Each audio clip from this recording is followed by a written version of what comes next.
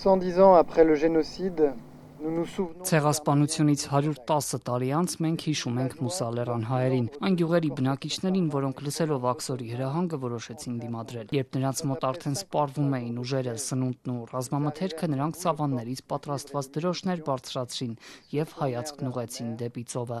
Ֆրանսիական նավերն էին, որ նրանց օգնության ձեռք մեկնեցին։ Փոքրիկ մուսալերցիները, որոնց ձեռքից ձեռք էին փոխանցում ալիքների վրա, երբեք չեն իմանա, թե ինչ վտանգից են փրկվել։ Այսպես էր գրում ծովակալ Լուի Դարտիժ Դյուֆյուրնեն, որին հարգանքի տուրք ենք մատուցում այսօր։ Նա գործել է առանց հրահանգի, անցալով իր խղճին ու ֆրանսիացի սպայի իր պատվին։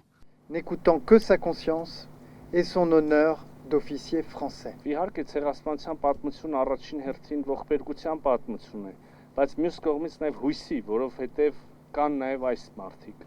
Եվ ահա ադմիրալ Դյուֆյուրնեն եւ մյուսները, որոնք փրկում էին ցեղասպանության ենթարկվող հայերին, դա արել են վտանգելով իրենց կյանքը, իրենց կարիերան, եւ սա է, որ մեզ բոլորիս շարունակում է ստիպել հավատալ մարդկությանը։ Ադմիրալ Դյուֆյուրնեն չսպասեց հրամանին, չենթարկվեց հրամանին, նա որոշեց գործել եւ սա առաջնորդության բացառիկ դրսեւորում է։